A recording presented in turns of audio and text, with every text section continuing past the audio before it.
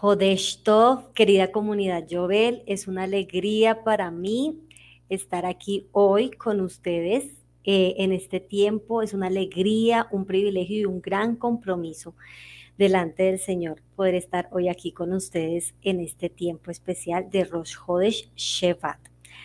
Por favor, vamos a empezar a compartir de una vez la presentación y les voy a contar un poquito sobre mí. Gracias. Bueno, espero que muchos de los que hoy estén aquí conectados sean pues viejos conocidos y amigos, que me da mucho gusto pues volver a, bueno, que me vean como dice Dudu, porque en este momento no los puedo ver, pero también sé que para la gloria del Señor hay muchas personas que se han ido sumando en estos años a la comunidad, sobre todo en este tiempo de pandemia, donde no estuve como muy presente frente a las cámaras ni en la comunidad como tal, entonces quiero empezar contándoles un poquito sobre quién soy yo. Primero que todo, pues yo soy creyente desde la cuna en Yeshua, en Jesús, nací en un hogar cristiano evangélico y hago parte como comunitaria de la comunidad de la Fundación Mesiánica Llobel desde el 2011. En esta hermosa comunidad conocí al que hoy en día es mi esposo. Él también pues sirve en el Ministerio de Audiovisuales, normalmente apoya en lo que tiene que ver con la transmisión, pero hoy está cumpliendo un ministerio súper importante y es que pues también aparte de ser esposa soy madre y está con nuestro chiquitín mientras yo estoy con ustedes aquí compartiendo este tiempo. Ya a nivel profesional, bueno, como pueden ver, dentro de la comunidad, entre otras cosas, sirvo como columnista de la revista Shavua Tov y lo que pueden ver en pantalla es la presentación que usualmente está al final de los artículos. Y en la formación profesional soy bióloga y tengo maestría en medio ambiente y desarrollo de la Universidad Nacional de Colombia, ambas. Y en este momento estoy haciendo desde hace más o menos unos 2 años un doctorado en biología de cachorros humanos y maternidad ecoamigable en la Universidad de la Vida. Y aunque esto sea un poco un chiste, realmente muchísimos han sido los aprendizajes de estos 2 años que llevamos en este proceso de la maternidad. Y lo que sí les puedo asegurar es que los laboratorios son 24/7 y mucho más extenuantes que en la universidad, en el pregrado y en el posgrado que tuve la oportunidad de hacer. Bueno, esta más principalmente soy yo, mi esposo les manda muchos saludos y ya en el momento en que empecemos a desarrollar la charla van a entender un poquito por qué es importante todo esto. De algunos profesionales que respeto mucho, he aprendido que no hay problema con tener conflictos de interés, sino que el problema es no declararlos. Y yo les quiero contar que precisamente desde la maestría en medio ambiente y desarrollo, todo el auge del movimiento ambientalista se sitúa en sus inicios casi siempre cerca del 1970. Y yo soy nacida en los 90, 20 años después de que esto empezara. Antes de tener televisión en la casa, mi mamá me cuenta que mi libro favorito era el libro de la selva, que me lo sabía de memoria, que lo podía recitar incluso antes de saber leer.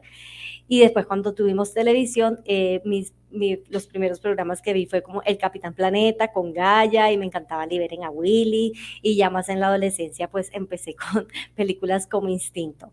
Entonces ciertamente como he aprendido del doctor Edwin, muy probablemente tengo un sesgo de verificación impresionante hacia estos temas que han influenciado pues mi acercamiento al texto bíblico y probablemente pues mucho de lo que veo en el texto está influenciado por esto.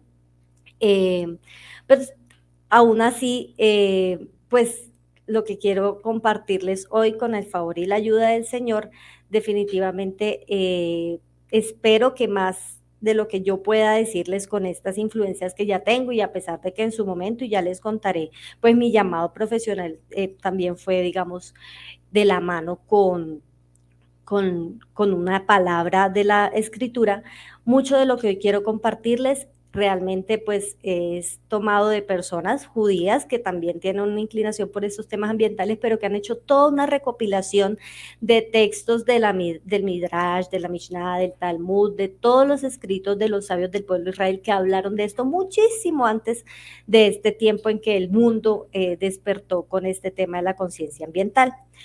Voy a utilizar con el favor del Eterno, pues comentarios personales, comentarios del pastor Raúl, de Moshe, de Dudu, y también, como les digo, principalmente voy a usar esta fuente, que es este libro, Uplifting People and Planet, 18 Essential Jewish Lessons on the Environment, que es más o menos como construyendo las personas y el planeta, o 18 lecciones esenciales del judaísmo sobre el ambiente, y pues también algunos artículos de la página de Canfei Nesharim, un estilo de vida sustentable inspirado por la Torah, que muchos de esos autores pues son los que también participan del libro.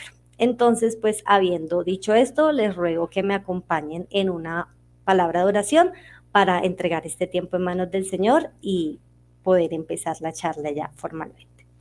Padre Santo que estás en el cielo, te damos infinitas gracias, Señor, porque tú nos das la oportunidad de estar hoy aquí delante de tu presencia, Señor, cumpliendo este mandamiento de recordar y celebrar este principio de mes, Señor.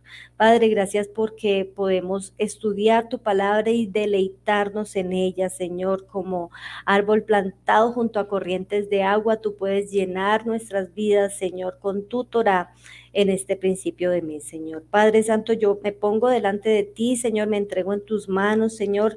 Te pido que pulverices toda carnalidad de mi ser, Santo Rey, en el nombre de Yeshua, y que todo lo que salga de mi boca venga, simplemente sea un instrumento a través del cual tú hables, Señor, y no mi propia humanidad. En el nombre de Yeshua HaMashiach. Amén. Listo. Entonces, lo que nos convoca hoy principalmente es Rosh Hodesh Shevat. Es el principio del mes de Shevat, y entonces pues vamos a empezar hablando un poquito de este mes. Para empezar, pues otra infidencia que quiero contarles sobre mí tiene que ver como con algo que les quiero contar del nombre del mes, y es que yo amo tiernamente también el hebreo desde hace muchos años, pero analizando un poco la situación he llegado a la conclusión que mi relación con el hebreo hasta ahora ha sido un poco como de concubinato, y me ha acercado a tener algún contacto con este maravilloso idioma, esta lengua santa, por diferentes maneras, quizá un poco informales, haciendo un cursillo por aquí, un cursillo por allá, pero por la misericordia del Señor y gracias a la generosidad de mi esposo, finalmente este año comencé a formalizar y, por decirlo así, acercarme a la notaría para legalizar este concubinato que les digo. Y pues quiero contarles que precisamente entré al Ulpan Joel y empecé con el nivel 1 del curso de hebreo. Y esto porque es importante, porque precisamente estaba presentando el último examen de este nivel 1 y buscando una palabra que tenía que buscar en el léxico, me encontré con que esa palabra que tenía que buscar se escribía justo igual que el mes de Shevat, y justo arriba decía que esa misma palabra era Shevat. Y vamos a ver en la presentación, cuando nos vamos a el nombre del mes de Shevat, está en Zacarías 1:7, este es el 11º mes del calendario hebreo contando desde Nisan a Aviv, y en Zacarías 1:7 encontramos que dice, Leashtei Asher Hodesh Hu Hodesh Shevat. Y ahí es donde aparece el nombre de este mes como tal que estamos iniciando. Y según el Strong, es la palabra 7627 y se traduce como una vara. Y precisamente una vara, porque a veces pasa que hay palabras como que tienen las mismas letras, pero terminan siendo otra cosa, pero cuando nosotros nos vamos precisamente, por ejemplo, al Salmo 23:4, que fue el versículo que estaba buscando en su momento, y vemos esa palabra, la acepción, una de las acepciones que maneja la palabra, que en este caso es la 7626, y está en ese texto, es la misma, es una vara. Y es precisamente pues donde dice como Kiatá y Madi Shifteja. Entonces ahí podemos ver que pues ya de por sí, pues en el mismo nombre del mes estamos viendo que pues, aunque la vara puede ser de, bueno, no sé, de metal, una varilla de metal, lo que sea, usualmente en estos contextos asociamos las varas a los bastones, por decirlo así, de madera, ¿sí? De los pastores, por ejemplo, en el caso del Salmo 23. Entonces vamos viendo cómo ya van a ver cómo se va conectando desde este momento, desde el mismo nombre, con toda la riqueza que tiene el mes en sí. Ya pasando un poco, bueno, los que ya han celebrado otros Rosh Hodesh con Joel y pues conocen algo de mesianismo, saben que pues también en el Sefer Yetzirah, el libro de la creación, se hace como una recopilación para cada mes y se les asigna una letra, una tribu y demás. Entonces les voy a contar un poquito de eso sobre este mes de Shevat. La letra del mes de Shevat es la Sadik y ya en algún otro espacio que el pastor compartió de este mes nos ha mostrado como la Sadik, que significa pues justo, justicia, tiene una forma muy parecida que podríamos asemejar a un arbolito. A su vez, la tribu del mes es Asher y como pueden ver el estandarte que por tradición oral se nos ha transmitido es también conformado por un árbol de olivos que pueden observar ahí. Por su parte, pues sabemos también que en este Sefer Yetzirah se le asigna un sentido al mes y un órgano controlador de este sentido, y el sentido de este mes es comer. Entonces, en el desarrollo de la charla vamos a ver qué interesante conexión va a terminar teniendo esto, y pues el órgano controlador está asociado y es el esófago y el estómago.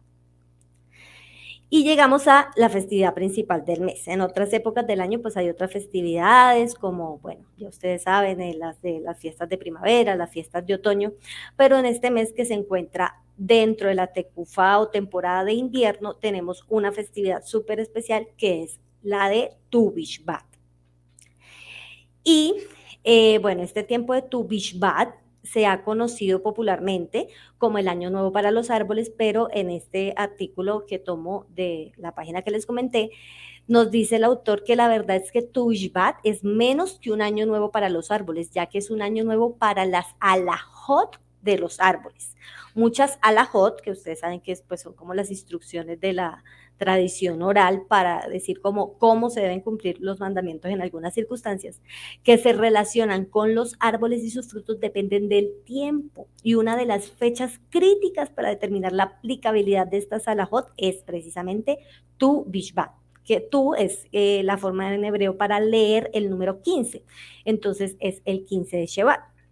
Y hablando de estas alajot, precisamente una de esas es la orlá, que muchos probablemente han escuchado, otros no, que es todo el tema del árbol incircunciso, que durante los 3 primeros años no se puede tomar de su fruto. Y esto en hebreo se llama orlá. Y cuando uno puse a propósito este pantallazo de Wikipedia, porque en una búsqueda muy rápida de esta orlá, nos damos cuenta que una de las explicaciones que se da es que orlá es un tratado completo de la Mishnah y el Talmud del orden Seraim, que también son semillas, que discute las leyes relativas a cualquier árbol frutal cuyos frutos no pueden ser consumidos durante los primeros 3 años en que el árbol produce fruto. Entonces ya de por sí vemos que la verdad no he tenido la oportunidad de estudiar a profundidad el tratado, pero para hablar de Tu Bishvat y de este tema de la orla, hay incluso un tratado completo del Talmud. Aparte de eso, en Joel, ya bendito el Eterno, hace varios años que estamos estudiando y celebrando, por decirlo así, este tiempo de Tu Bishvat, y entonces hay mucho material. Y esta parte de la introducción la estoy haciendo para decirles que probablemente hay mucho que no voy a tratar hoy, que no me va a alcanzar el tiempo, pero si quedan con alguna inquietud, si tienen interés por este tema, si quieren profundizar, pueden empezar por la revista Shavuot, que como les dije, pues soy columnista. Normalmente no nos damos cuenta, pero al lado normalmente nos sale a la mano izquierda los 3 rayitas que llaman del menú, pero a mano derecha hay un iconito que está ahí señalado en rojo, que es como una carpeta, y cuando ustedes le dan clic ahí les da el buscador y ponen Tu Bishvat y les va a salir todos los artículos que estén escritos tanto por esta servidora como por otros autores de la revista con respecto a este tema. También hemos tenido la oportunidad de ya hacer algunas entregas en video junto al Moredudo, o el pastor también ha dado unas enseñanzas súper interesantes tanto del mes de Shevat como de Tu Bishvat, y en específico, por ejemplo, cuando ustedes entran al canal de Joel, hay una lista de reproducción completa que bajando un poquito y la pueden ver, enseñanza Joel de Tu Bishvat, y hay como una serie de videos en los que desarrollamos muchos temas del fruto, de qué significa a nivel espiritual, de todo el tema del injerto de Romanos, una charla súper interesante que el pastor dio con respecto a lo que tiene que ver con que cada una de las 7 especies de Israel y qué significa, en fin. Entonces, material ahí para revisar. Y aún más, en una charla anterior en Moredur les contaba que dentro del canal, cuando ustedes buscan en el buscador específico dentro del canal y ponen Tu Bishvat, también les sale todos los videos que se han hecho al respecto, aún posteriores a esta lista de reproducción. El año pasado también desde el proyecto Llovel Ambiental, que aprovecho en este momento para darles un saludo a todas y todos los que hacen parte de este bello proyecto de Llovel Ambiental, y en conjunto con el proyecto, pues con el Ministerio de Yeladim, sacamos incluso también todo un proyecto que se llevó más o menos a cabo durante 3 meses a partir de Tu Bishvat del año pasado, hablando de ecologismo bíblico, y las primeras lecciones que también, si ustedes se meten en internet en la página de Yovel y ponen Tu Bishvat, les aparece Yeladim, les aparece, y en las primeras lecciones dimos muchos detalles desmenuzados al nivel de los niños, de la fiesta, de cuando se celebra, de si está o no en la Torah. Entonces, toda esa información la pueden ver en todo ese material que, como siempre, Dudu y el pastor nos ha animado a que, gracias al Eterno en Yovel, se ha producido muy buen material de consulta donde pueden profundizar muchas de las cosas que les estoy contando en este momento, y que probablemente no me va a alcanzar el tiempo para profundizar. Y finalmente, no es por hacerme propaganda ni de ninguna manera, pero también, como les digo, pues yo más o menos desde el 2012 empecé a escribir para la revista Shavuatov, ya van a ser en este 2022 precisamente 10 años, y pues el llamado del Señor a estudiar la carrera y a conectar todo esto con la palabra lo tengo como desde que tengo 13 años, entonces pues a raíz de esto siempre he tenido pues el deseo de compartir muchas cosas que a veces el tiempo queda corto, y pues para la gloria del Señor abrí en este proceso, como he aprendido de Dudu, de redimir las redes, pues tengo mi Instagram que se llama así, @gancheltal, para los que no saben esto en hebreo es el jardín de Rocío, y en Twitter Roshi Delges, que es pues mi nombre con el apellido combinado con el de mi esposo. Ahí también se han publicado posts y mensajes que tienen que ver con todo este tema. Entonces, lo mismo en Instagram, yo estoy ahorita bastante quieta, ocupada en otros temas, el doctorado en maternidad, de maternidad amigable y biología de cachorros humanos me tiene muy ocupada a veces, pero precisamente como hay poquitas publicaciones, si ustedes se van a las puras primeritas, tienen todo que ver con Tu Bishvat. Entonces, habiendo dicho esto y mostrándoles todo a lo que pueden acceder para revisar si algo de lo que les digo hoy no les satisface o quedan cortos, vamos a empezar con lo que sí les voy a contar.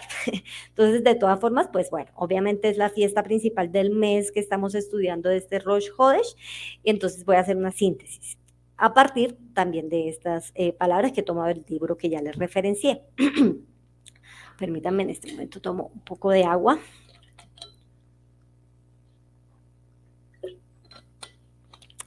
Listo. Entonces, según la Mishnah de Rosh Hashanah, que aparte del Tratado de Orla, hay otro que es el de Rosh Hashanah, que también nos habla de este tema de Tu Bishvat 1.1, según Gilel, Tu Bishvat, el año nuevo de los árboles, se ha hecho conocido como un día para aumentar la conciencia ambiental judía, perdón, y ya probablemente van elaborando con lo que les conté o con lo que me conocen, porque precisamente hoy yo, Rocío del Valle, estoy aquí invitada a dar esta charla. Tu Bishvat se ha asociado con la sensibilidad y la apreciación del entorno natural. No es por casualidad. Los árboles ocupan un lugar especial en el pensamiento judío. Su importancia simbólica y práctica está entretejida a través de las fuentes judías tradicionales, ayudándonos a comprender y con suerte mejorar nuestra relación con la creación de Dios, nuestro mundo. Y vamos a ver cómo, por ejemplo, desde el pensamiento judío, se ve esta noción de lo ambiental. Por ejemplo, el Talmud nos enseña la siguiente historia. Un día, mientras un hombre llamado Joni caminaba, vio a un hombre que plantaba un algarrobo. Joni le preguntó, ¿cuántos años tardará en dar fruto? El hombre respondió, no durante 70 años. Joni le preguntó, ¿de verdad crees que vivirás otros 70 años? El hombre respondió, encontré este mundo provisto de algarrobos y como mis antepasados lo plantaron para mí, yo también lo planto para mis descendientes. Entonces, para los que han tenido algún acercamiento con todo el tema ambientalista que les contaba desde los 70, una de las cosas que se habla es de sostenibilidad, y que sostenibilidad tiene que ver con precisamente permitir que las generaciones futuras no se les acabe el planeta. Pero vemos que en el mismo Talmud ya esta noción de pensamiento generacional y de hacer las cosas más allá de mi propia generación ya estaba establecida con historias tan bonitas como estas. Pero entonces la pregunta es, ¿por qué para el judío, para el pensamiento judío y desde la Torah obviamente es tan importante este tema de los árboles. Y una cosa súper hermosa que encontramos, bueno, eh, perdónenme, antes de decirles el por qué, quiero compartirles entonces este tema de los árboles, de la importancia y todo. Casi siempre cuando llegamos a Tu Bishvat y los que han tenido alguna cercanía con la celebración, se me han acercado a preguntarme porque hay como una noción del pensamiento colectivo y es que en Tu Bishvat se sembran árboles. Y esto del todo no es falso. Sí, sí efectivamente, en Israel, durante este tiempo de Tu Bishvat, cuando se celebra Tu Bishvat, que es dentro de 15 días, según Gilel, se hace la siembra de árboles de una manera especial.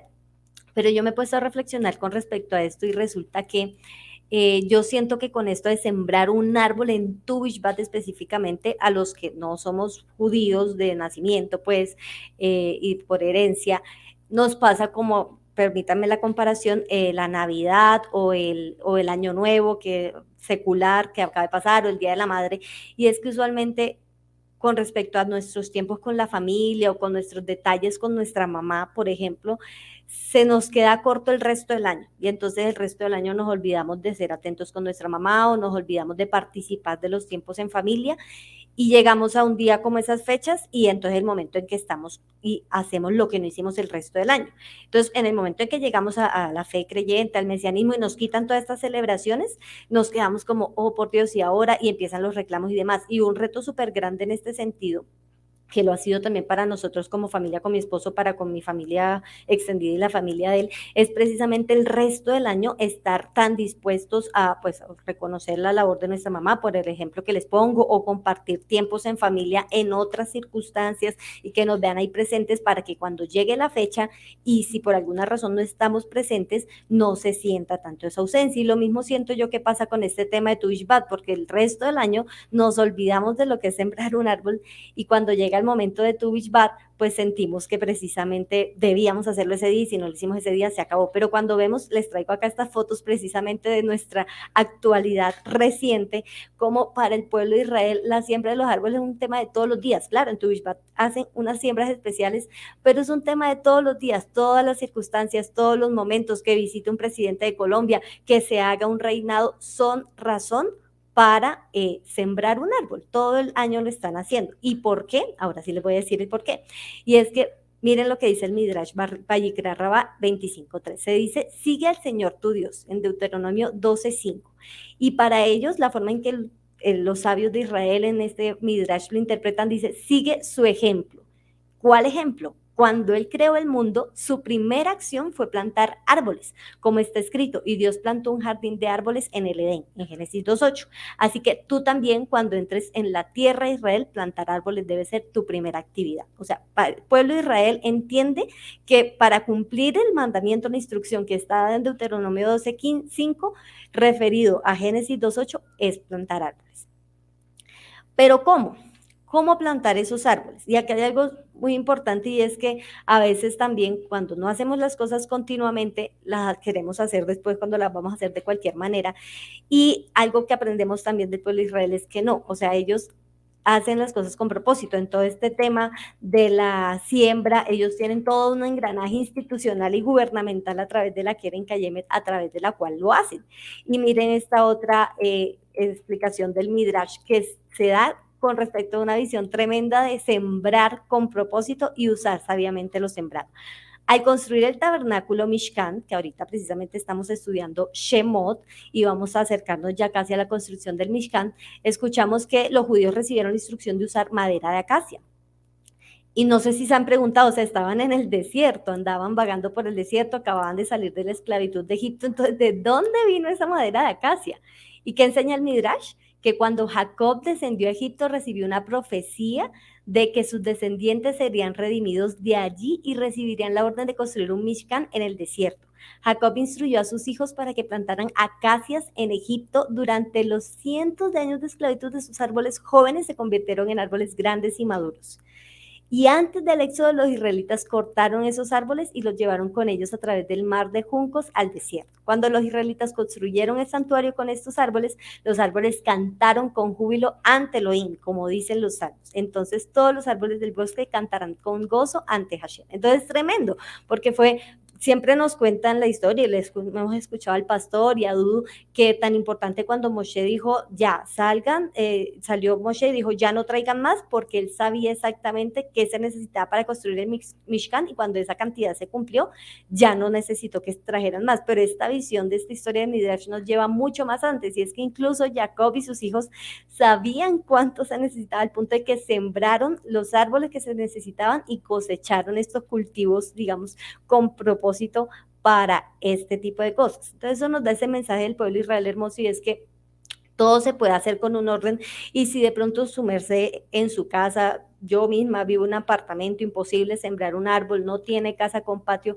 pues hay otras formas en las que usted puede sumarse si esta pequeña primera parte de la charla le ha generado una inquietud, y es que hay muchas acciones. Si lo queremos llevar a lo más literal en Israel, que esa palabra está dado es cuando entres a Israel, pues está la Keren Kayemet, ya sabemos, el pastor lo ha mencionado, la buena relación que tenemos con esta institución, sea que se sigan mandando fondos económicos para que ellos puedan seguir la labor de sembrar árboles allá a Israel, o quería dejarles la inquietud precisamente en esta charla de cuando el Señor en su misericordia y pase toda esta terrible plaga que hemos vivido, nos regale la oportunidad de volver a Israel como comunidad en estos viajes que se han hecho. ¿Por qué no incluir?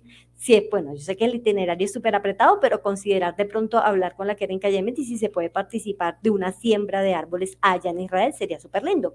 Pero si queremos ya traerlo acá, precisamente este año, porque a veces en estas fechas de Tu B'Shvat, una de los inconvenientes era, bueno, no puedo sembrar en mi casa, entonces, ¿en dónde siembro? Pero en las zonas comunes de la ciudad está prohibido sembrar, a no ser que fuera la misma institución de la alcaldía la que lo hiciera. Y resulta que este año precisamente el Jardín Botánico junto con la alcaldía de Bogotá lanzó esta campaña donde la ciudadanía puede decir, yo quiero sembrar mi árbol en este parquecito que tengo cerca de la casa, y entonces ellos se encargan del cuidado del árbol, pero a la vez, pues la ciudadanía puede participar de la siembra. O incluso en Colombia, miren, en este gobierno el presidente que actualmente está gobernando nuestro país se comprometió a plantar por todo el país 180 millones de árboles. Entonces probablemente, y con la ayuda del Señor, pues va a haber la oportunidad de hacerlo si esto le genera pues alguna inquietud.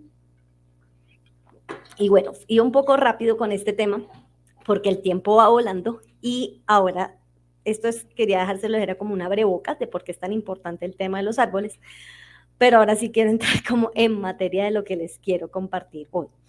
Y es que este tiempo de Tu B'Shvat, que está dentro de es la festividad principal que nos convoca en el mes de Shevat, que es el que estamos empezando hoy, se conoce como un año nuevo, Rosh Hashanah Leilanot, de los árboles de los 4 años nuevos que tiene eh, pues el calendario judío.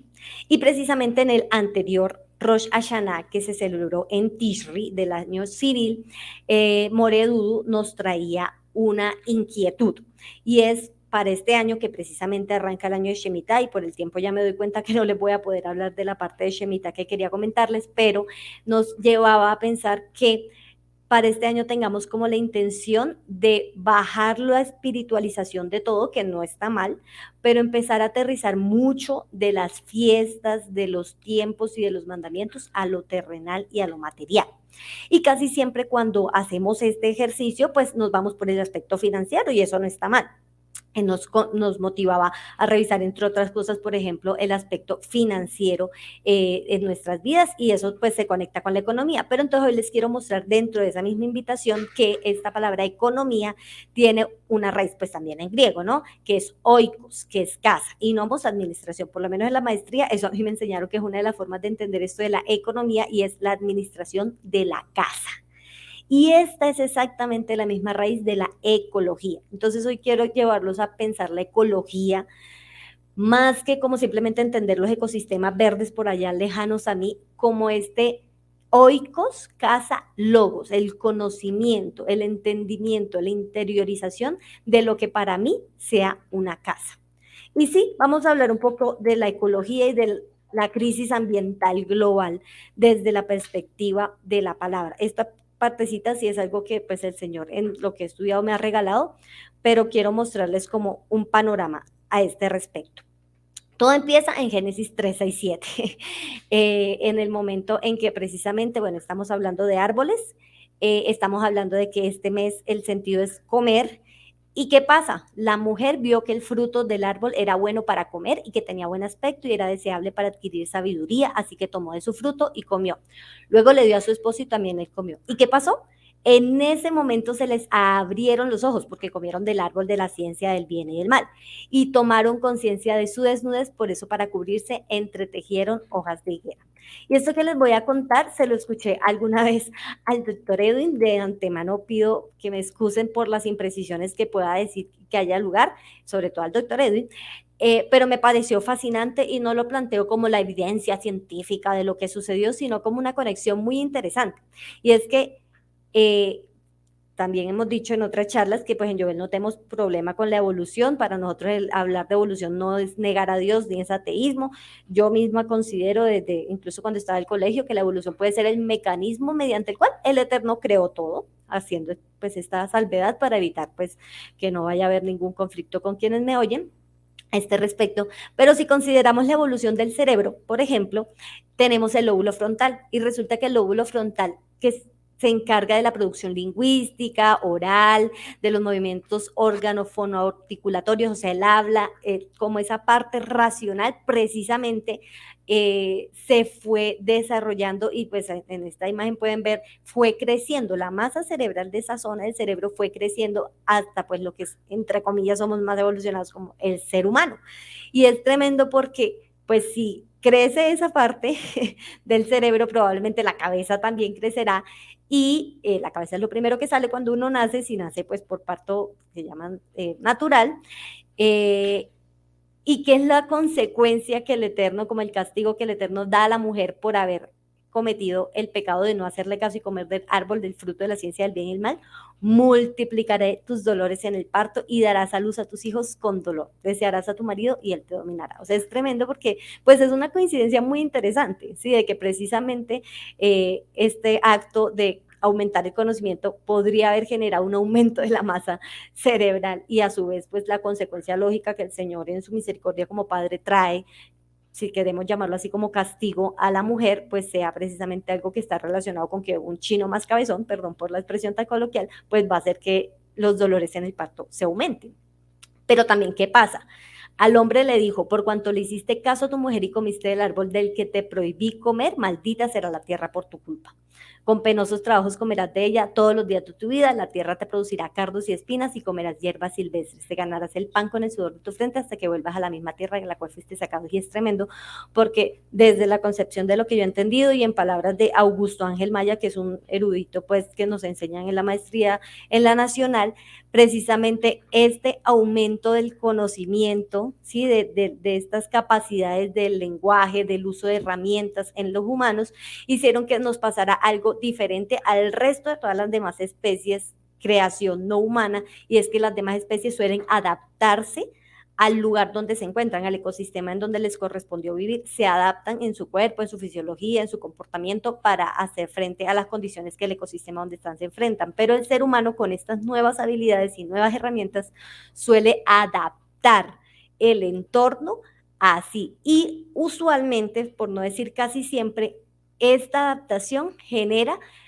cambios en los equilibrios ecosistémicos que generan un impacto y hacen, por decirlo así, un daño. Y es lo que vemos acá, o sea, en el hombre en el jardín del Edén, de hecho, los comentarios de los sabios del pueblo de Israel dicen que acá dice, y comerás hierbas silvestres, porque ellos dicen que antes del pecado era que el hombre solo comía frutas, frutas de árboles, por eso son tan importantes, frutas de árboles, dicen los sabios que era lo que el ser humano comía, Adán y Eva. Y estos solo pues se bajan y el árbol sigue en pie, pero en la medida en que ya con la caída tiene que empezar a comer hierbas silvestres, cultivos, tiene que empezar a hacer la agricultura, pues ya las plantas mueren, porque cosas como la cebolla, como el apio, por poner ejemplos muy bizarros, pues toca sacar la planta completa para que usted lo pueda consumir. Entonces, sí, desde la perspectiva de Romanos que conecta con esto, por medio de un solo hombre, el pecado entró en el mundo y por medio del pecado entró la muerte y fue así como la muerte pasó a toda la humanidad porque todos pecaron. Y dice, y este fue el verso de Romanos 8:19 con el que el Señor me llamó a esta formación profesional y también a este servicio en su palabra y en su reino, y es que la creación aguarda con ansiedad la revelación de los hijos de Dios porque fue sometida a la frustración. Dicho en otras palabras, el pecado en la humanidad trajo como efecto colateral un problema también con el ecosistema, con la creación. Y esto no sucedió por su propia voluntad, sino por la del que así lo dispuso, pero queda la firme esperanza de que la creación misma ha de ser liberada de la corrupción que la esclaviza para alcanzar así la gloriosa libertad de los hijos de Dios. Entonces, la primera noticia triste es que sí, desde esta perspectiva y como yo lo entiendo, cualquier cosa que hacemos, comer, vestirnos, y de ahí para adelante construir un puente o hacer una casa va a generar un impacto ambiental. Sí, es cierto, suena a discurso canción de ambientalista, pero es una realidad que incluso se ve de este análisis. Sin embargo, como dice, queda una firme esperanza. ¿Y qué es lo que dicen Romanos al respecto de esto? Que la transgresión de Adán no puede compararse con la gracia de Dios, pues si por la transgresión de un solo hombre murieron todos, ¿cuánto más el don que vino por la gracia de un solo hombre, Yeshua, abundó para todos? Y este es el entendimiento que yo tengo, y es que hoy la primera acción ecoamigable a lo que los quiero invitar, y de hecho, normalmente cuando hablamos de ambientalismo llegamos a regañar, entonces que por qué no manejo la basura así, que por qué se viste así, que por qué come así, pero hoy todo lo contrario, quiero decirles, comunidad y cada uno de ustedes comunitario que está hoy aquí viendo esta charla, si está aquí convocado con nosotros en Yovel, es porque ha decidido que Yeshua sea el soberano supremo sobre nuestras vidas, y es en él en quien hay redención de pecado. Y desde mi entendimiento, como efecto colateral, también redención sobre la crisis ambiental global que se causó desde el Edén por haber pecado. Entonces, felicitaciones, porque ya de por sí esa es la primera acción ecoamigable que estamos haciendo, y la gloria sea para el Señor.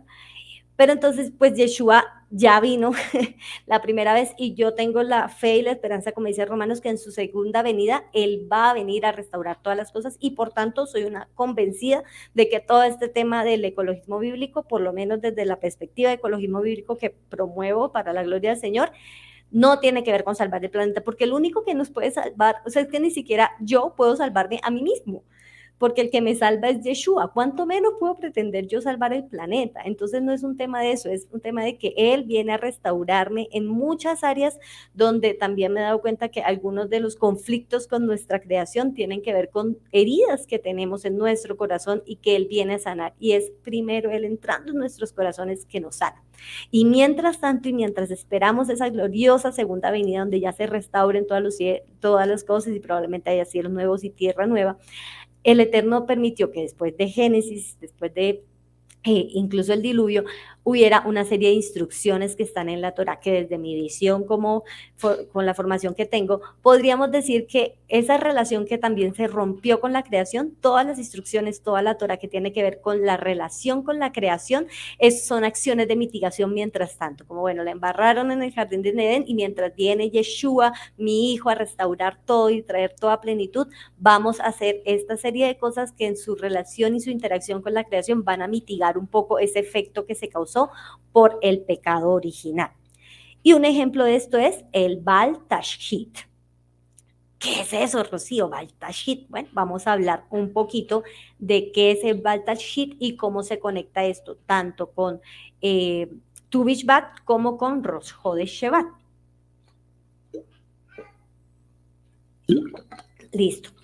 Entonces, el Baal Tashit es un valor judío contra el desperdicio innecesario. Traigo esta imagen acá. Yo no soy promotora de pantallas en niños, pero cuando toca es mejor mostrarles lo menos peor. Y esto es de un canal de YouTube que se llama Shaboom, esta imagen, y es súper lindo porque enseña pues todo lo que tiene que ver con el judaísmo para niños, y entre esos valores judíos, que obviamente son extractados de la Torá. Y en el mismo lugar donde habla de visitar a los enfermos, de cómo celebrar Shabbat, de cómo recibir la visita apropiada de alguien que viene a visitarte, está el principio del Baal Tashit como un valor judío. Y nos dice, la Torá nos enseña que no debemos talar árboles frutales en tiempos de guerra. Este mensaje que comienza con los árboles es tan fundamental que se ha convertido en la base de la enseñanza de Baal Tashit, la prohibición general contra la destrucción o el desperdicio innecesario. Entonces vamos a Deuteronomio 20, 19, 20. donde está el versículo en el cual se basa esto. Lo leo rápidamente. Lean conmigo, por favor. Si antes de conquistar una ciudad tienes que sitiarla por mucho tiempo, no derribes sus árboles a golpe de hacha, pues necesitarás alimentarte de sus frutos. No los derribes, pues no son hombres que puedan defenderte de ti, sino solo árboles del campo. Sin embargo, podrás derribar los árboles que no sean frutales y construir con ellos instrumentos de asedio contra la ciudad que tengas sitiada hasta que caiga bajo tu dominio.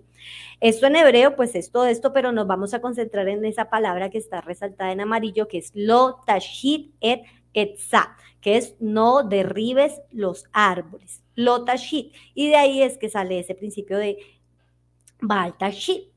Y esta palabra tashhit es la raíz shahat en el Strong 7843, que pues tiene todas estas acepciones y que podemos entender también cómo dañar, cómo destruir, cómo desperdiciar.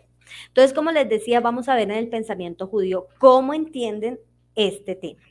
Los rabinos del Talmud de Babilonia, 200 años en la era común, 500, entre los 200 y 500 años en la era común, mucho antes de la 1970 que le decía, entienden que el versículo 19 que acabamos de leer es un principio general más allá de la guerra y los árboles frutales. Emplean una forma común de interpretación rabínica, haciendo una inferencia lógica de un caso más estricto a uno menos estricto. Si los judíos no deben talar árboles frutales en el caso extremo de una guerra de conquista, cuando la destrucción es la norma, ¿cuánto más se aplica esto a la vida normal? Muchos Rishonim concluyen que desperdiciar cualquier recurso de beneficio para los humanos es una prohibición de la Torah. Los sabios judíos revelan un alto grado de sensibilidad cuando se trata de desperdicio. Según el Sefer HaHinuk, los judíos justos, ¿se acuerdan que la letra del mes de Shevat es la Sadik, que tiene que ver con la justicia? Bueno, los judíos justos no permiten la pérdida ni siquiera de un grano de mostaza y se angustian al ver cualquier pérdida o destrucción. Si pueden evitarlo, evitarán a cualquier destrucción con todos los medios a su disposición. Y para rematar, el rabino Samson Raphael Hirsch, en su comentario sobre ese versículo, explica en un lenguaje muy fuerte que lo tashhit no destruya, es la advertencia más completa para los seres humanos para que no abusen de la posición que Dios les ha dado como amos del mundo a través de la destrucción caprichosa, apasionada o simplemente irreflexiva y derrochadora de cualquier cosa en la tierra. Y tomamos este verso porque precisamente así como el tema de la orla, siempre que ustedes se acerquen desde la tradición judía a lo que tiene que ver con Tu Bishvat, van a resaltar este verso del asedio a la ciudad y la tala de árboles, porque está hablando de árboles frutales, que es lo que sobre el cual recae el mandamiento que se cuenta en Tu Bishvat. Y pues porque habla de árboles y ambientalismo, entonces siempre les va a aparecer. Pero entonces la siguiente pregunta es evitar el desperdicio innecesario de qué. Y esto se puede aplicar a muchas áreas de la vida, pero vamos a ver una clave que nos da el mismo versículo. Este es el mismo versículo ya en Reina Valera. Y en el verso 20, que pueden ver ahí resaltado en gris y amarillo, vemos, más el árbol que sepas que no lleva fruto, podrás destruirlo y talarlo. Y en hebreo, ¿cómo nos dice? Rak etz asher te da kilo etz mahal u oto tashhid bekarata. Entonces, tenemos esta expresión etz, que es árbol, mahal. Vamos a ver también el verso de Levítico 19:23, que es donde está la instrucción de la orla que les comentaba, y está esta palabra árboles frutales. Cuando ustedes entren a la tierra y planten cualquier clase de árboles frutales, ¿cómo dice en hebreo? Nuevamente, Bekitabo el haaretz unetatem kol etz mahal. Otra vez la expresión mahal. Entonces, ¿qué es esta expresión mahal? Bueno, es la palabra del Strong 3978, y bueno, los que conocen un poquito de hebreo sabrán que ajal es la raíz con que hablamos de comer, y hablando con el Moredú, cuando le ponen esta men antes, lo convierte como en un participio que es lo comestible. Entonces estamos hablando de comida, de alimento, de fruta, incluso dice que en Deuteronomio, donde está lo del Baltajit, estamos hablando de carne. Entonces esto nos lleva un poco al tema que estamos hablando de desperdicio de comida. Y la palabra comer en hebreo, ajal, está en muchísimas muchísimos versículos a lo largo de toda la Tanakh y de la Torá, pero Mahal está en unos pocos menos, entre esos estos que les señalo acá, y miren que son versículos que hemos venido viendo, en Génesis 2:9, que es cuando el Eterno planta el jardín del Edén, en 3:6, que es cuando la mujer come del fruto, en 6:21, que es súper interesante porque conecta con el tiempo del diluvio, y pues en donde está el principio del Baal Tashkit. Entonces, pues yo les traía como todos estos versos donde muestro que sí, efectivamente, está apareciendo la palabra Mahal, pero por cuestiones de tiempo voy a pasarlos rápidamente, ahí pueden ver, y vamos a ver entonces qué dice sobre el principio del Baal Tashkit, específicamente con la comida.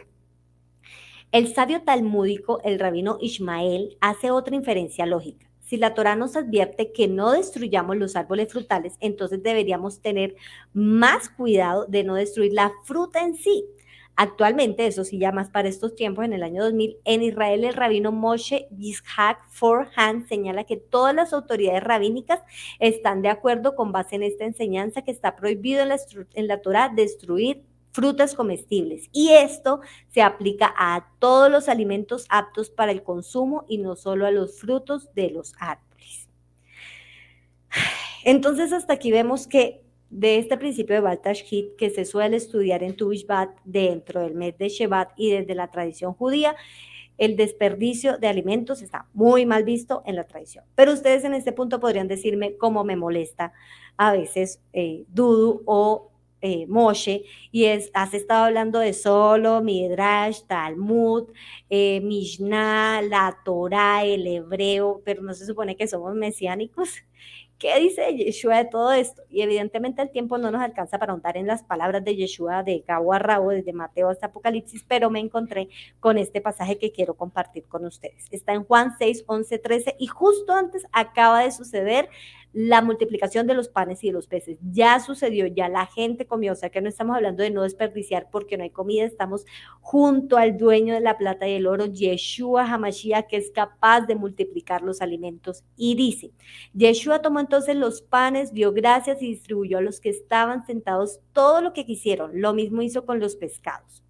Una vez que quedaron satisfechos, dijo a sus discípulos, recojan los pedazos que sobraron para que no se desperdicie nada, para que no se desperdicie nada. Así lo hicieron, y con los pedazos de los 5 panes de cebada que les sobraron a los que habían comido, llenaron 12 canastas. O sea que Yeshua, y no estamos hablando acá ni siquiera una parábola, estamos hablando de un hecho en el que él se vio involucrado, un milagro que hizo, y al final, cuando ya todos estaban saciados, dijo que nada se desperdiciara. Entonces les quiero mostrar aquí rápidamente unas cifras de desperdicio de comida en el mundo. Esto es de un índice que se sacó en el 2021, o sea, en este año, en el año que acaba de terminar. Y los datos son de 2019. Y dice que en 2019 hubo 931 millones de toneladas de alimentos desperdiciados. Esto sugiere que el 17% de la producción total de alimentos en el mundo fue a parar a la basura. Y veámoslo de otra forma, porque a veces pues uno ve, sí, 931 millones de toneladas. ¿Eso qué es? 23 millones de camiones, cada uno de 40 toneladas, completamente cargados de alimentos, que puestos en fila darían 7 vueltas a la Tierra. Esa cantidad de comida se desperdició en el mundo en 2019. Y en la gráfica de la derecha pueden ver que esto está distribuido. 13% de toda esta aterradora cifra fue a nivel comercial, 26% en servicios de alimentos, desde Rappi hasta pues los restaurantes, y el 61% fue doméstica, una casita. ¿Y de qué les dije que íbamos a hablar? De oikos, de la casa. En cada uno de nuestros hogares está concentrado el 61% del desperdicio de comida en el mundo. Y entonces me podrían decir, no, Rocío, pero sí, eso es allá en Estados Unidos, que son la sociedad de la hamburguesa, que se la pasan comiendo hamburguesa, que ellos tienen tanta abundancia que no les importa desperdiciar. Eso acá yo veo la mayoría de los que lo vemos, somos latinoamericanos, países pobres. ¿Cómo nos vamos a dar el lujo de desperdiciar si acá lo que hace falta es comida? Yo quisiera darles la razón, pero lamentablemente lo que dice este estudio es lo contrario, porque este estudio llegó a la conclusión de que este ya no es un problema solo de países ricos. Los niveles de residuos a nivel doméstico, o sea, en el hogar, son similares en los países de alto ingreso, de mediano alto y de mediano bajo. Tenemos el ejemplo de Nigeria, que pues en nuestro consciente colectivo lo tenemos como un país africano pobre. Es uno de los países del mundo donde más comida se bota, con 189 kilos per cápita al año. Y para América Latina, ¿qué pasa? Sugiere que existe una cantidad sustancial de alimentos provenientes especialmente de dónde? De los hogares, oikos, la casa. El continente es responsable por el 20% del volumen global de alimentos que se pierde, desde después de la cosecha hasta que llegan los minoristas. Y en Colombia, para la gloria del Señor, y me aterra pensar que me puedan estar viendo desde cualquier parte del mundo, lo sé, y los amamos comunitarios virtuales y en el exterior, pero pues Jovel inicialmente inició en Colombia y en este país que amamos, el Señor nos plantó. Entonces veamos un poquito qué pasa en Colombia. Es paradójico hablar de cerca de 10 millones de toneladas de alimentos perdidos, y este es un estudio que también se publicó en el 2021 por la Universidad Nacional, el Instituto de Estudios Urbanos. 10 millones de toneladas de alimentos perdidos y desperdiciados anualmente en un país en el que 2.7 millones de colombianos sufren de hambre crónica. Y de estos, 34% de los animales, de los alimentos, perdón, disponibles, bueno, entonces estos 10 millones de toneladas corresponden al 34% de los alimentos disponibles que hay para el consumo en Colombia. Y en la distribución de cuándo es que se pierden, algunos es cuando están en la parte agropecuaria, otros en la poscosecha, en el almacenamiento, pero en el consumo, que es cuando ya se va a llevar a los hogares, es el 15.6%. Y de esta cantidad de desperdicios, entre las frutas, las verduras, las raíces y los tubérculos, suma más del 80% de lo que se desperdicia. Este es el panorama ante el que nos encontramos, y ya vimos que desde el pensamiento judío y desde las palabras de Yeshua, podríamos decir que está mal visto desde el punto de vista de la Torá desperdiciar comida. Entonces, ¿qué hacemos? Vámonos al corazón del Baal Tashhit.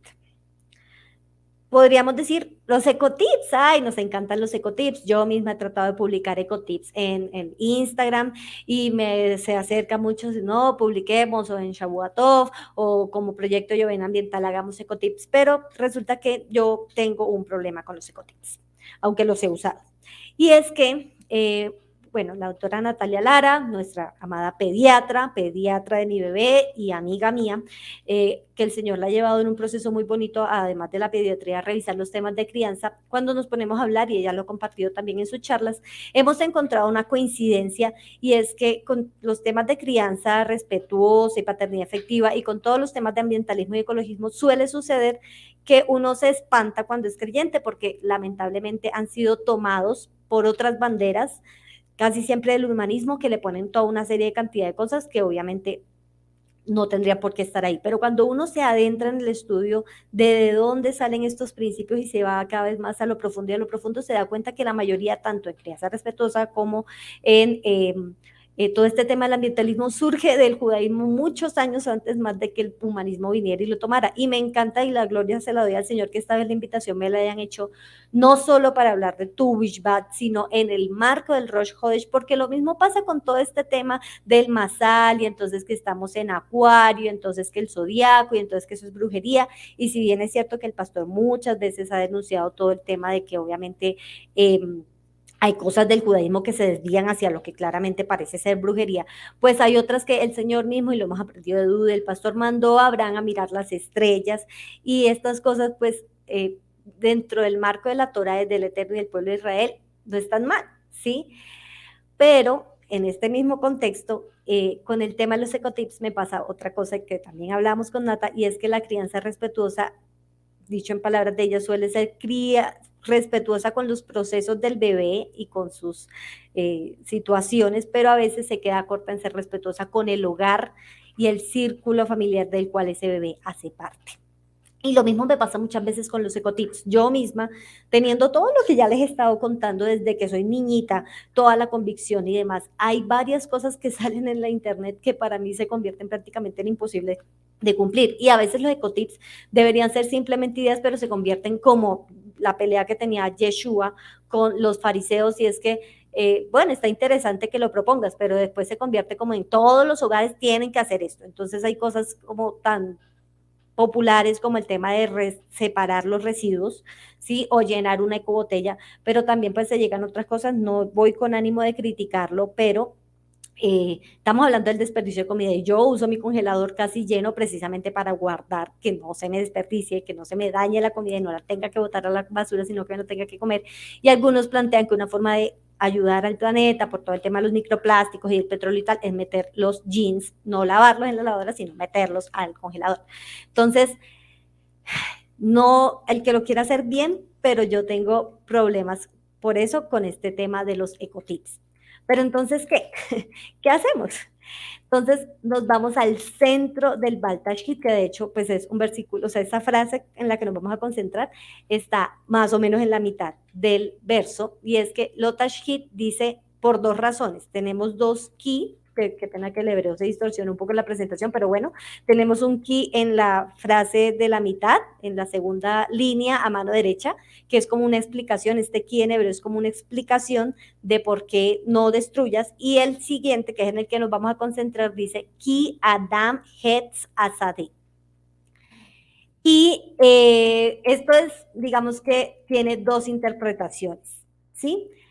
Ki Adam Hetz Hasadeh. Hay dos formas de entenderlo. Una es la de Rashi, que es la que se ha popularizado, y de hecho cuando leemos tanto en la versión NBI como en la Reina Valera, que dice pues el árbol es como el hombre como el hombre en el campo, nos dice lo siguiente. Aquí la palabra ki sirve aquí en el sentido de quizá el árbol del campo es un hombre que se refugia de ti dentro de la ciudad sitiada para que sufras las aflicciones del hambre y la sed como la gente de la ciudad, porque deberías destruirlo. Entonces nos dicen los autores, Rashi entiende esta segunda cláusula justificativa como una pregunta retórica. Dado que el árbol no es tu enemigo, no tienes por qué hacerlo sufrir. Rashi parece ver al árbol como un actor en una situación moral. El hecho de que pueda sufrir pero no pueda huir tiene implicaciones para quien lo talaría incluso en extremis. Y estos autores plantean que si Rashi en esta posición que él asume de la interpretación del texto estuviera en estos tiempos, sería de esos que les encanta abrazar los árboles y que es el árbol en sí de por sí, no por lo que significa para el ser humano, sino el árbol. Pero tenemos otro comentarista muy importante que es Ibn Ezra, donde nos dice que, bueno, digamos que la traducción como tal es un poco difícil, así es como la cláusula debe entenderse, porque puedes comer de él, porque el árbol del campo es la vida del hombre y tú no la talarás para que la ciudad venga delante de ti en sitio. Pero ¿qué es lo que significa? El árbol del campo constituye la vida del hombre. No destruyas el árbol frutal que constituye la vida del hombre, solo te está permitido para comer de él, te está prohibido destruirlo para someter la ciudad sitiada. Entonces es una posición un poco más utilitarista, ¿sí? O sea, ¿por qué no lo vamos a destruir? No importa que el árbol sea lindo, no sea lindo, esté ahí en pie y no pueda huir de ti o no, simplemente es que usted está ahí sitiando la ciudad y o sea, si lo tumba, se queda sin la gallina, los huevos de oro. Entonces, no lo haga. Pero entonces viene lo muy interesante que plantea el autor en este artículo que les comparto aparte, si es, entonces el ambientalismo judío es conservador o liberal. Sí, entonces los ecotips, porque lamentablemente muchas veces los ecotips entonces es los que nos dan los veganos, lo que nos dan los Hare Krishnas o los que nos da pues el partido político de turno que quiere pintarse de verde y decir que practica el ambientalismo simplemente para ganar adeptos y votos, y aunque parezca ser cierto todo lo que plantean desde el ambientalismo, pues tienen otras muchas cosas que pues van en contra de lo que la Torah nos enseña y lo que es el caminar en Yeshua. Entonces dice, ¿qué comprensión tan diferente de la base del Baltashit nos ha proporcionado Rashi e Ibn Ezra? Pero ¿cuál es el correcto? ¿Es el ambientalismo judío conservador o liberal? Es en el fondo, bueno, voy a leer esto rápido porque es muy elaborado en la prosa, pero ya les digo cuál es la esencia del mensaje. ¿Es en el fondo un interés propio extremadamente ilustrado y perpicaz o es una expansión de la visión espiritual del pacto del judaísmo para incluir incluso al reino vegetal? Además, ¿cómo pueden dos de nuestros más grandes comentaristas llegar a interpretaciones tan opuestas si se basan en las mismas pocas palabras?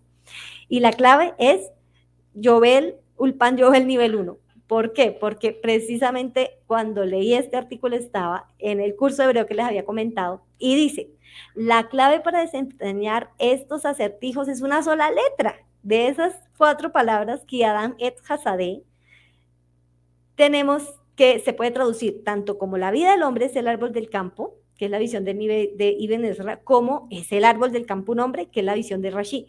Y todo depende de la Hei. Y aquí Bueno, primero invitación para los que se queden un poco cortos con esta explicación, que tomen el curso de hebreo, porque definitivamente, aunque ya tengan algunas nociones de hebreo, les abre el panorama para entender cosas tan lindas como estas. Y los que tomaron ya el curso de hebreo nivel 1 van a recordar que una de las cosas que nos enseñan es que la hey usualmente se usa como artículo, entonces brit hadasha, entonces el, los, la, las, el artículo indeterminado que se pone, pero a veces la hey funciona como una pregunta.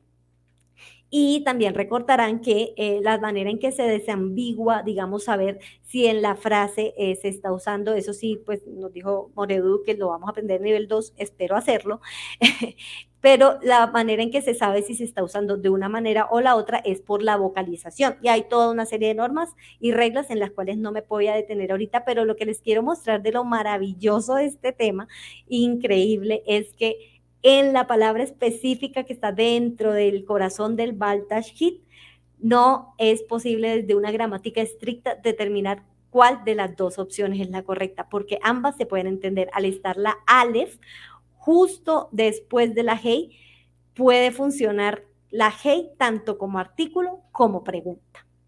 Y entonces, ¿cuál es el colofón con el que finaliza este artículo?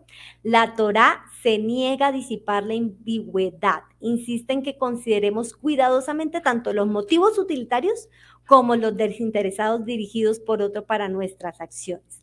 La Torá nos lleva más allá de estos esquemas competitivos y monolíticos, porque como les digo, a veces incluso los partidos políticos toman una u otra bandera y lo que hacen es agarrarse a pelear y poner a pelear al resto de los electores en torno a estos temas ambientales, perdiendo de vista el centro, a una visión del hombre arcajadas y sujeto a la naturaleza, tanto la madre naturaleza como la suya propia. Cuando nos demos cuenta de que lejos de excluirse nuevamente, mutuamente, el interés propio ilustrado, perdón por el lenguaje tan elaborado, y la compasión basada en el pacto se iluminan y se impulsan mutuamente hacia adelante. Dicho en palabras más sencillas de Yeshua, está criticando a los fariseos porque sí, imponen mayores cargas, pero ¿de qué está hablando? Dan la décima parte de la menta, de la ruda, de toda clase de legumbres, o sea, de alimentos, pero descuidan la justicia y el amor de Dios. ¿Qué dice? Es una de mis frases favoritas del Nuevo Testamento. Debían haber practicado esto sin dejar de hacer aquello. En resumen, comunidad, ¿qué les quiero decir? No importa que sea porque el planeta se va a acabar o no, o porque comamos y bebamos que mañana moriremos, que Yeshua ya viene. De todo este estudio vemos que los sabios del pueblo de Israel y el mismo Yeshua nos enseñan que desperdiciar comida no está bien. Entonces la invitación es a que independientemente de lo que los motive a hacerlos, podamos aplicar esta noción de oikos logos. Y por eso les digo que no les voy a dar ecotips, porque cada hogar funciona diferente. Y entonces me sumo con una invitación que la doctora Diana Rojas, a quien saludo y que me encanta cuando lo hace, en otro tema que tiene que ver con la mujer y demás, nos invita es a conocernos a nosotros mismos, no esperar a que nos estén diciendo haz o no hagas, sino de toda esa idea, cantidad de ideas impresionantes que podemos encontrar en internet y que nosotros mismos desde el proyecto Llover Ambiental podemos llegar a compartir en este tiempo, en este nuevo inicio de año, en este nuevo inicio de mes y pues inicio de año, en este nuevo año de los árboles. Propongámonos como propósito de año nuevo reducir el desperdicio de comida en tu casa y en tu caso. ¿Cómo? Revisa y conoce logos, conoce tu propio hogar, entra a revisar tu propia casa, tu residencia, tu cuerpo, cómo estás comiendo y sobre todo cómo estás llevando las cosas y si hay algo que tú puedas hacer en tu contexto, en tu situación, sin cargas, sin presiones, sino en tu propio análisis y en oración para con el Señor que pueda reducir el desperdicio de comida en tu casa. Y me voy a tomar la libertad, ya después de haber corrido todo lo que corrí y respetando el tiempo también un poco de ustedes, de cerrar con esto. Y es precisamente el año que iniciamos en Rosh Hashanah, se ha establecido por los sabios del pueblo de Israel como un año de Shemitah. Y normalmente asociamos la Shemitah, claro, tiene todo que ver con lo ecológico, el descanso de la tierra y demás, pero el año de Shemitah tiene otro aspecto que precisamente estudiando para esta charla encontraba, y es la santificación de la comida, ¿sí? Y dice en Levítico 25, 4 y 6 al 7. Y a profundidad de esto lo pueden encontrar también en un artículo escrito por esta servidora de Shavua Tov, de la Parashat Behar, que se llama Por la defensa de nuestro suelo. Pero miren esto, llegado el séptimo año, o sea, Shemitah, la tierra gozará de un año de reposo en honor al Señor. Sin embargo, de todo lo que la tierra produzca durante ese año sabático podrán comer. ¿Cuál es el sentido de este mes? Comer. No solo tú, sino también tu siervo y tu sierva, el jornalero y el residente transitorio entre ustedes. También podrás alimentar a su ganado y los animales que hay en el país. Todo lo que la tierra produzca ese año será solo para el consumo diario. Entonces, Shemitah, en el año en el que estamos, no solo tiene que ver con que la tierra descanse por allá, que los agricultores no se pongan a echar asadón lejos de mí, sino con lo que yo me como y cómo manejo eso que me como. Y nuevamente, ¿qué dicen los sabios con respecto a este entendimiento de la Shemitah y la santificación de los alimentos? Este verso que acabamos de leer sirve como una introducción a las 4 categorías, porque también este es otro tema súper extenso, de la Shemitah, las leyes de la santidad de lo producido en el séptimo año, llamadas Kedushat Shvit. Todos los productos cultivados durante el séptimo año no son alimento para ustedes, es decir, solo debe usarse como alimento. ¿Y qué nos dice cómo debe manejarse? El producto debe manipularse con respeto. Y qué mayor respeto que asegurarse que lo que entra en tu casa, sea lo que sea, hoy no me voy a detener en si comes comida chatarra o no, lo que sea que estás entrando a tu casa para consumir este año de Shemitah, manipúlalo con respeto y asegúrate que lo almacenas y lo administras de tal forma en que no tengas que botarlo innecesariamente a la basura. Y debe consumirse en su totalidad y no usarse con fines comerciales.